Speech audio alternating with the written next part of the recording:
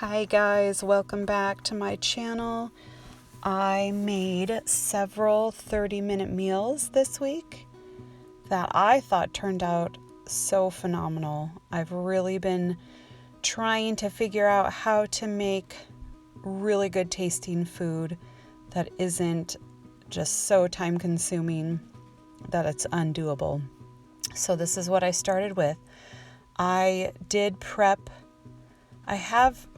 Like I've said before, we have a half of a pork in our freezer, so I decided to use some of it this week, but you could definitely just get a pork tenderloin and cook it up right in a frying pan if you wanted to save time.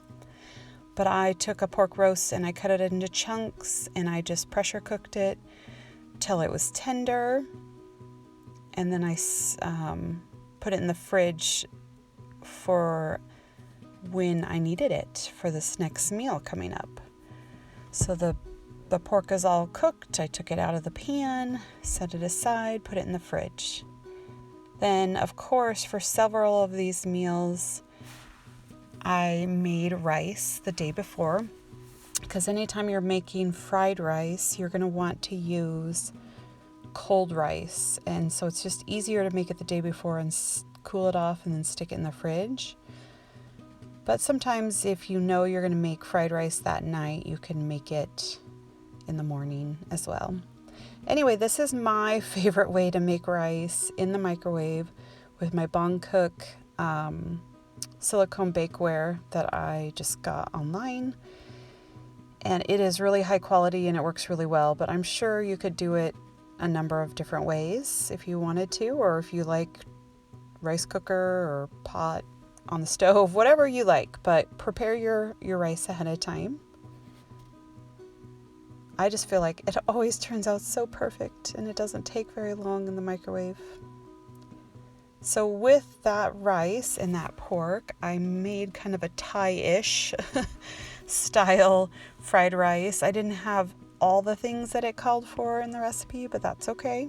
I just improvised. Most of the recipes that I use in this on this channel and in my cooking and just for meals for my family are fairly adapted to whatever I have, whatever ingredients I have, whatever time I have, or sometimes I cut steps because I want to save a dish or two or a step or some time. So anyway, I didn't have any pre-shredded carrots when I made this one, so I just shredded some up really quick, fried a little bit of bok choy with the carrots, added a little bit of toasted sesame seed oil, and then here is the rice that I had cooked the day before. I stuck that in there and put some extra oil with it so it could fry up really nicely. And then I took about half of the pork that I had made and I put it in this recipe. The rest I just froze for another time. Added a little roasted red pepper, some fish oil, or fish sauce, I guess it was, oyster sauce, and of course soy sauce. And this is kind of a add and taste. So if you add a little more, taste it, add a little more, whatever you need to do. This did have a little brown sugar in it as well. I put back the egg I fried and then the fresh basil and green onions and mixed that around and it was ready to serve. Oh, and then I did decide after tasting it I wanted just a little kick, so I added a little rice wine vinegar. All right, the next meal, sort of so flavorful and tasty and delicious. And I accidentally added my broth and I realized I needed to fry my sausages first, so I took the broth out and I put the sausages in with a little oil and let them fry up. And as soon as those were kind of toasted on the outside, I removed them from the pan. And at this time, I added a little more oil and I added, or maybe I didn't add extra oil, but anyway, I added the vegetables, chopped up onion and garlic, just to saute for 2 or 3 minutes, a little salt. And I did add a little bit of this broth a little bit earlier just to deglaze the pan. If it starts to get too kind of dark, then I added the broth, chicken broth, and the potatoes, and I brought it to a boil. And once it was brought to a boil, I turned it down and I covered it for about 12 minutes or so till the potatoes were soft. And then I added back my sausages and a cup of milk to make it a little bit creamy. Then I took a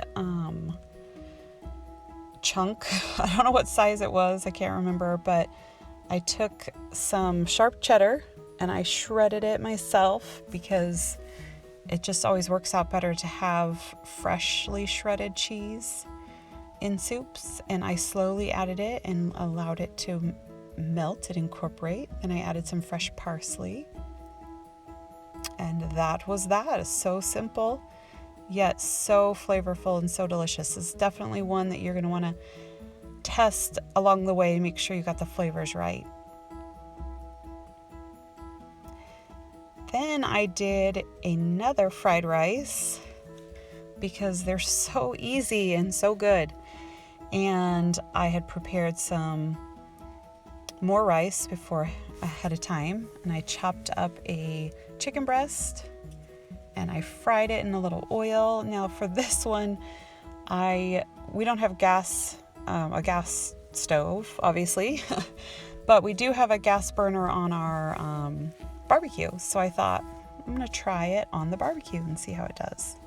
And I thought it did fine. So I cooked up the chicken and then I removed it from the pan. And then I took some veggies. I had some ginger and some shredded carrots and some celery and some garlic, and I sauteed those up. And once those were starting to be tender and fragrant, I added the cold rice with quite a bit of oil to kind of loosen it all up, break it up, and help it fry. And I just stirred that around till it was well coated with the oil and starting to fry, and I added back my chicken, and then I started to season. Red pepper flakes, of course, soy sauce, and I used the low sodium on this one, but ended up having to use a lot, so probably could have gone with the full sodium one, I guess. And there you have it. Super easy, super quick meal for a weeknight. Oh, don't forget the green onions. All right, my friends, this chili was so delicious. I don't know what I did right, but I did something right. So I had this ground pork in my freezer. I defrosted it and just fried it up in the pan. And really it was pretty low fat, so I didn't even have to take any of the fat out. There really wasn't much fat. Added chopped onions and garlic to saute for a little bit. And then I salted my meat pretty well, because that is the base of all good food, is the right amount of salt. Not too little, not too much. And then I added a can of tomato sauce. Water too, I suppose, 4 cups, I believe. And I had these freeze-dried green chilies, but you can also use canned. And I added those in. And I used 2 cans of the chili beans, which I haven't really used those much before, but I had them from another recipe that I forgot to use them in. And I thought they added a lot of really good flavor to it. Add a little smoked paprika and some more red pepper, garlic, of course, more garlic, lots more, and chili, quite a bit of chili powder because it's chili, so you need it. Some oregano and cumin. Mix those around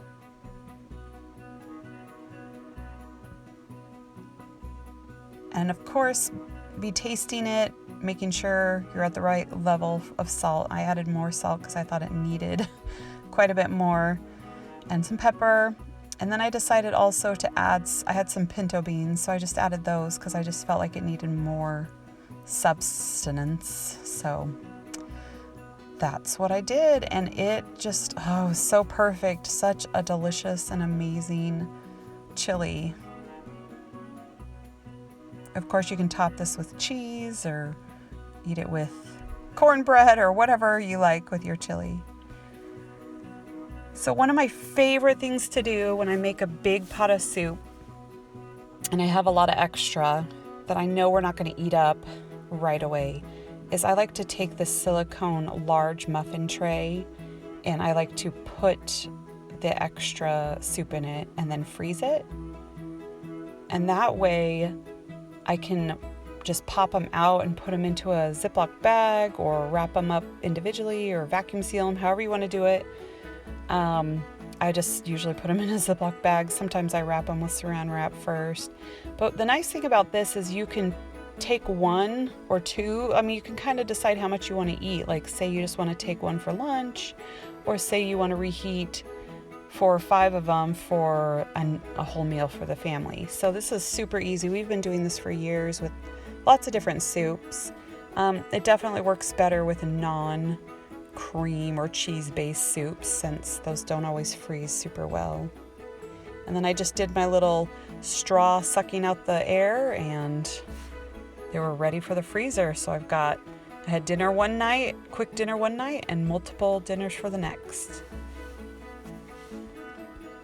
All right, then I did a sweet and sour chicken, a lot of rice this week.